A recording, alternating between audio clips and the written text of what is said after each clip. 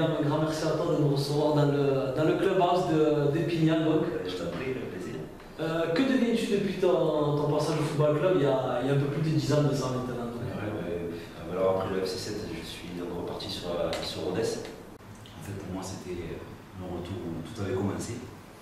Parce que j'avais joué en 93 à 94. Et donc je suis retourné au club de Rodez. J'ai eu l'opportunité de signer au RAF avec à l'époque Franck Grisito qui était coach. Ouais. Et bon, je suis retrouvé un club un peu différent où je ne me suis pas autant, on va dire, régalé. Même si j'étais en fin de carrière, je me suis pas éclaté comme quelle division était Rodez? CFA. Et en fait, plus je me rappelle, parce qu'on finit ce premier de CFA. Donc on fait la montée en national, mais entre-temps il y avait eu un match qui avait été annulé, le réserve avait été annulé, donc ils ont rejoué le match, l'équipe qui était seconde a gagné ce match, on s'est retrouvé parce qu'on n'est pas monté. Mais bon, là ils sont montés l'année d'après, ouais je me rappelle, j'ai fait un an donc, au RAF, après j'ai signé dans un petit club de DH, le Château, très bon club amateur, où là j'ai été en tant que joueur la première année. Par la suite, j'ai fait entraîneur-joueur et j'étais aussi employé du club coach. Tu avais cette vocation à devenir entraîneur déjà à cette époque? Ouais, c'est ça. J'avais, alors, voilà, au niveau études, j'ai pas de diplômes spéciaux, donc je fais du foot depuis que j'ai 7 ans. Je pense que c'est quelque chose que je connais, où je me sens le mieux et que je pense que je domine le mieux, entre guillemets. Hein. Donc ouais, j'avais envie quand même de continuer, que ce soit avec les jeunes ou pas. Donc j'ai fait toutes les catégories des jeunes, je me suis occupé, j'étais responsable de la catégorie des débutants. Il y avait une cinquantaine de débutants à gérer la première année, plus à côté joueurs et entraîneurs des équipes premières. Après j'ai fait l'école de foot, j'ai fait U9, U10, U11, mais j'ai fait U13, j'ai fait toutes les catégories. Là. Donc ça m'a permis aussi d'acquérir un peu d'expérience. Et puis voilà, c'est des discours différents dans chaque catégorie, mais moi ça me plaît. Ouais, j'ai envie quand même de continuer cette voie-là. Maintenant tu es coach en chef de Pignan? Ouais, on est deux quand même, on est deux. Il y a Stéphane Borgi qui était le même place depuis le moment, et puis cette année, moi je l'ai rejoint cette année. Club de PHB? PHB, qui est monté cette année en PHB. Quels sont les objectifs? Les objectifs, en fait, ils se font au fur et à mesure. À ce jour, il reste 8 matchs, on est premier. On a 2 points d'avance sur Poulain, 4 sur Montarno. On a une équipe honnêtement qui a de la qualité. Maintenant, on s'est commencé. Il reste 8 matchs, il va falloir la gagner. Le potentiel est là, maintenant on travaille franchement pour monter cette année. Avant tout ça, on va faire un gros flashback. Donc, il y a eu le début, comme tu as dit, à 7 ans au Montpellier-Hérault. Ouais, c'est ça. Avec ton papa qui était l'intendant du club de nombreuses années, c'est une figure historique du MHSC. C'est vrai qu'il était au départ, après en même temps il était dirigeant de la catégorie que j'étais poussé avec Pupillet, Nîmes, et bon après il est rentré comme intendant à Montpellier-Hérault. Bon, ça n'empêchait pas de me suivre quand même. Quoi. Et puis ouais, j'ai fait 12 ans à Montpellier-Hérault. Et après ça, j'arrivais à l'âge de 18 ans, j'étais appelé à faire le service militaire. Et puis en fait, pendant cette année-là, j'ai arrêté le foot. Voilà, je suis parti à Nancy, j'ai fait un an de service militaire. Et j'ai repris, après cette année-là, j'ai failli reprendre avec Juvignac en promotion de première division parce que j'avais des potes là-bas. Et puis juste avant de signer, j'ai un entraîneur qui reprenait Castellón-le-Lez, Pepe Hernandez, que j'avais eu à l'époque en disant minimum critérium. Il m'a demandé si je voulais venir. Puis du coup, c'est vrai que le niveau de DHR c'était quand même plus intéressant. Puis moi je le connaissais, c'était une équipe où il y avait beaucoup d'étudiants. Je me suis régalé. J'ai fait 2 ans là-bas. 2 ans à 12 ans à Montpellier, donc 2 ans à Castellón. Et après je suis parti sur Rodez. Il y a quelqu'un qui a parlé de moi parce que j'ai travaillé un peu à suite de service. Et puis un jour j'ai fait le match amical avec Castellón à Poulain.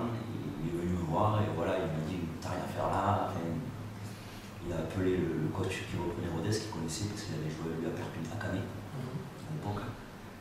Il est monté avec moi, on a fait un petit essai, 3 joueurs, un gardien. Enfin, et puis voilà, ils ont fait surtout confiance à lui, quoi, parce que c'est pas avec ce que j'ai fait qu'on pouvait Et puis ça s'est super bien passé, quoi.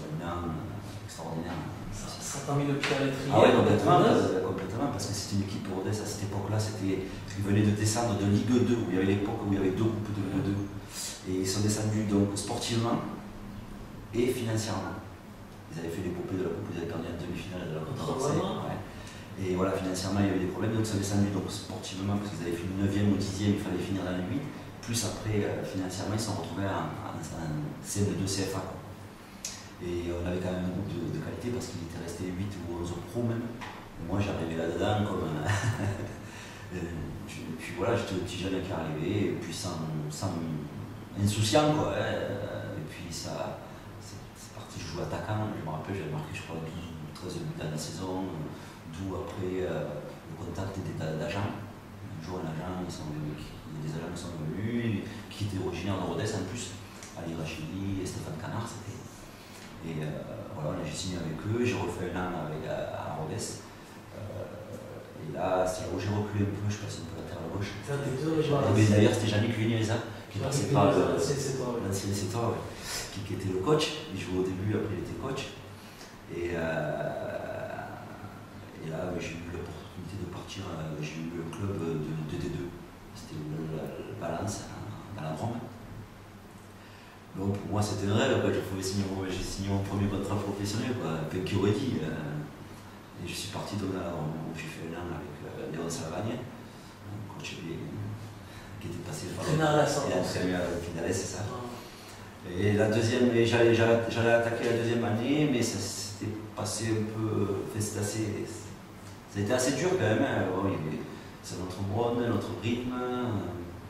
Et puis il y a un troisième agent là, qui a rejoint dans l'Irachidi, Stéphane Canard, qui était sur le Portugal, qui jouait là-bas. C'est Alexander Kristik. Qui joue au Rodez. Voilà, c'est ça.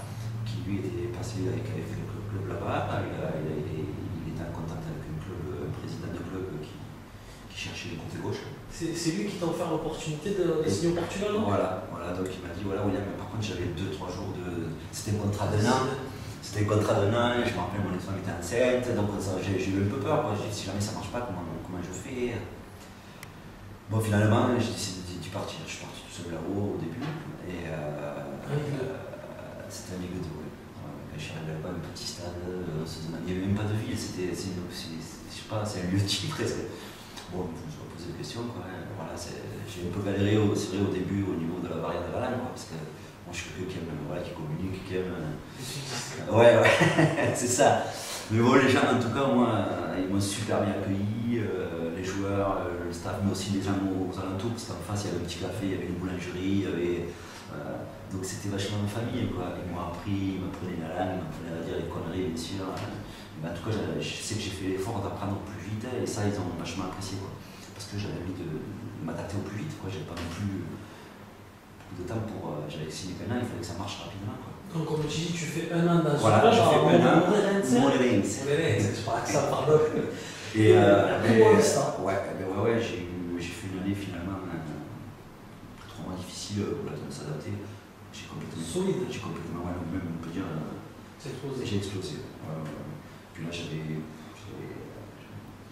deux clubs qui étaient sur moi. Mais bon, c'est toujours. Avoir un club, ça ne veut pas dire que tu vas y signer, quoi. Et le jour où je me rappelle, je fais le match, mon agent à la fin du match, je dis il manque quelque chose. Je sais qu'il y avait 5-6 clubs qui étaient venus nous voir, on avait fait vraiment un super match, et il me dit voilà, t'as ça, t'as le Sporting qui s'est intéressé, il va te faire attendre une semaine. Bon, c'était bien, le Sporting, et après il y avait un autre, puis après il y a Boavista qui veut te signer de suite 4 ans. J'ai fait juste signer Boavista. Pourquoi attendre une semaine? Je ne comprenais pas. Et en même temps, le Sporting, souvent ils prenaient des joueurs de Ligue 2 comme ça, puis ils les prenaient dans un club satellite. Voilà, Boavista, ça restait sur Porto, c'était un club quand même un peu plus de sécurité, qui était connu aussi, donc c'était pas rien, quoi. C'était quand même un club régulièrement. Voilà, qui a une histoire, une historique européenne. Donc j'ai signé là-bas un contrat de 4 ans. Et là, tu s'enchaînes, tu es eu 2 fois meilleur latéral. Ouais, même si la première année j'ai souffert, parce que moi, ce qui m'a, franchement, le coach qui avait en place, ça ne me faisait pas jouer. J'ai joué, je jouais pas, je comprenais pas. À ce moment-là, on a juste un peu abandonné ça, c'était en novembre. Le coach est 17ème, tu joues pas trop, 17ème on était, tu joues pas trop, tu te dis bon, qu'est-ce qui se passe si je joue pas quand on est 17ème, je vais pas jouer quand on est. Puis le coach est limogé, et là il arrive Jean Pacheco, Et je sais pas, après le match, mon équipe qui avait en place, il m'a intégré dans le groupe. Et là, ça a été, on a enchaîné 12 matchs sans défaite. On finit 3-4e du championnat. Voilà, j'étais en fait à la base, j'étais le pari gagnant du coach, quoi. Et puis j'ai cette confiance qu'il m'a donnée, j'avais envie de la lui rendre. Et puis finalement, c'était carrément autre chose. Il y avait beaucoup de contacts avec lui, beaucoup de dialogue, et puis ça correspondait à ce que moi j'étais. Donc tout s'est enchaîné. Voilà. J'étais 8 fois meilleur. Ouais, c'est vrai que c'est une distinction qui marque un joueur. J'en étais fier, bien sûr. Tu as les honneurs d'Ose mondial aussi, ouais, c'est ça. Joueur du mois. Ouais, je me rappelle aussi. On avait fait aussi un super article là. Ouais, et puis ça. Puis en même temps, je veux dire, je le voulais pas parce que franchement, j'ai fait des saisons, même moi, à ne pas y croire. Et avant ce titre de champion, si je ne me trompe pas, tu goûtes quand même à la Ligue des Champions. Ouais, mais on finit second. Ouais, on finit second. Contre quelle équipe t'as joué? Il y avait Brøndby, on avait tombé Rosenborg, Dortmund et PSV. Est-ce que ça t'a impressionné? Ce qui est impressionnant, c'est sûr, moi j'avais les yeux d'un enfant, c'est ce ballon étoilé, ce drapeau, cette musique, c'est comme ça. Voilà, je l'ai vécu comme quand j'étais gamin. Est-ce que sincèrement, quand tu étais en galère à Castelnau, est-ce que tu te le serais imaginé encore, sincèrement? Honnêtement, c'est pas possible. Non. Est-ce que tu t'en sentais capable déjà, sans ça? Je sais pas.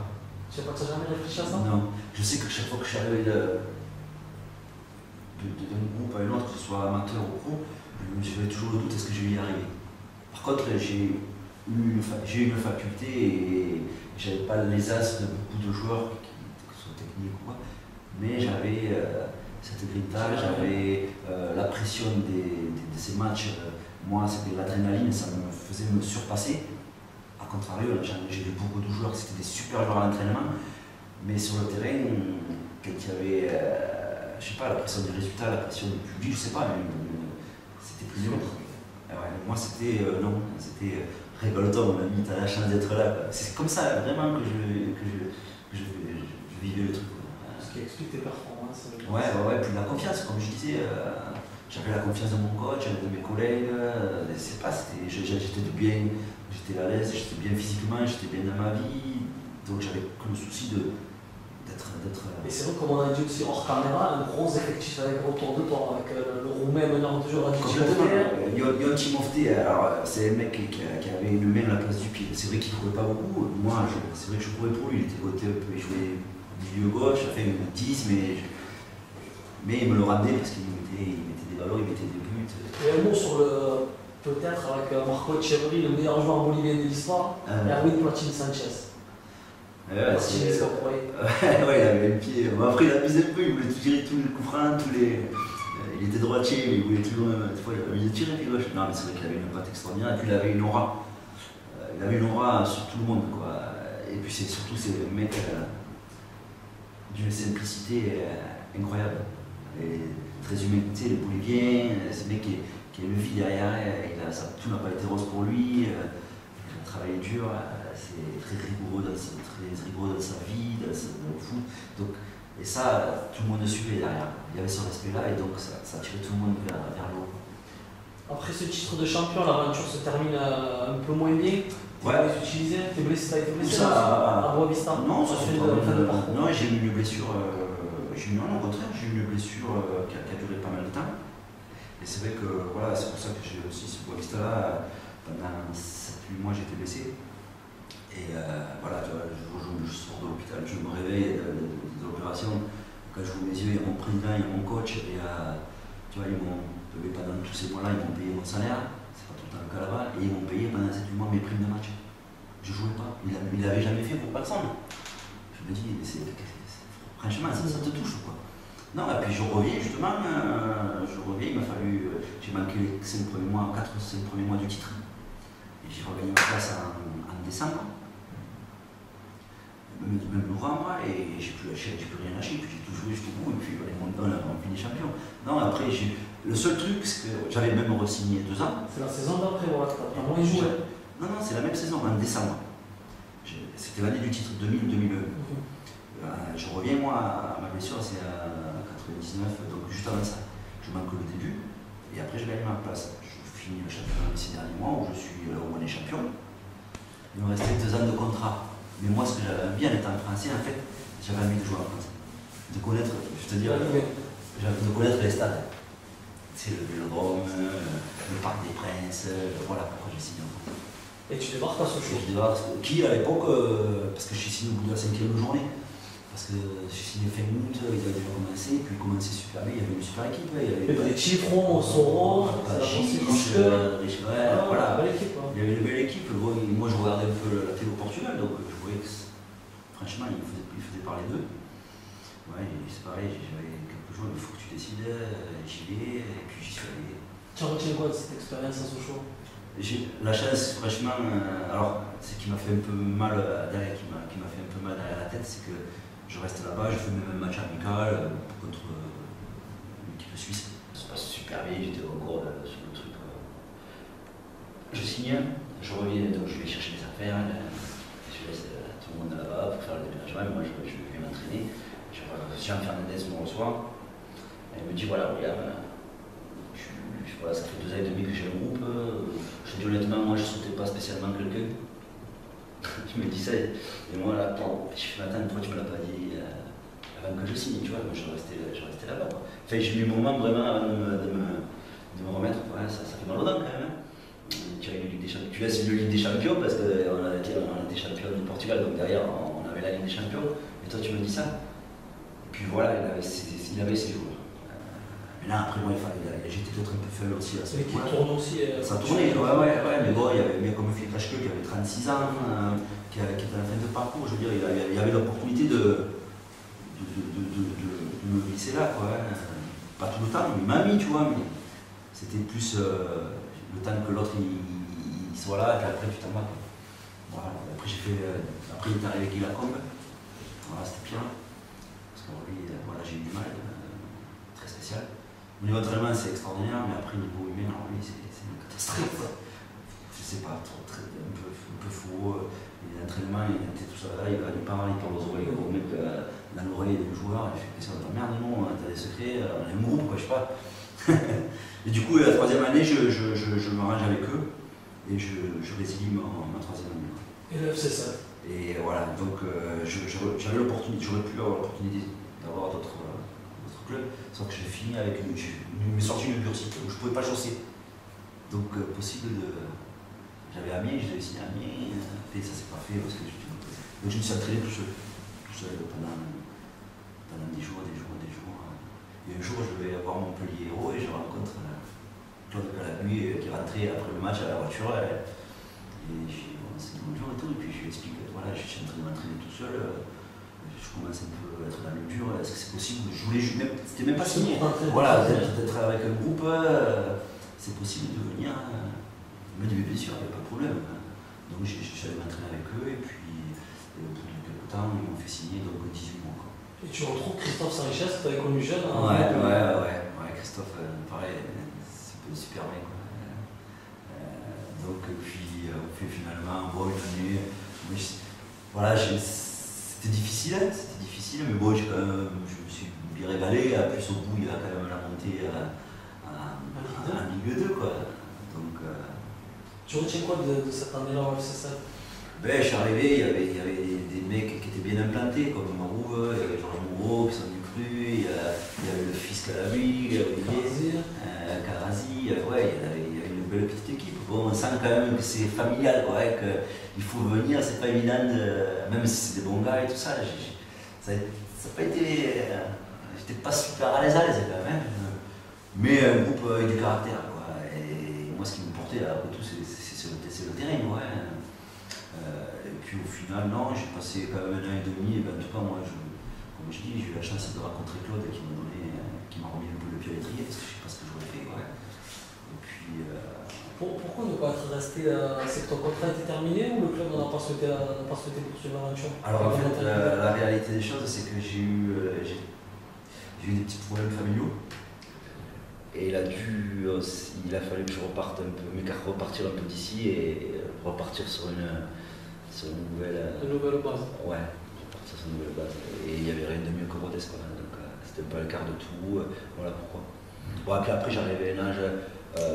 Après j'aurais pu peut-être, on était des jeunes et tout ça, quoi. Moi ça m'aurait pas déplu. Voilà, après j'avais d'autres on appelle ça priorités, quoi. Parce que bon, c'était pas le top de ma vie privée.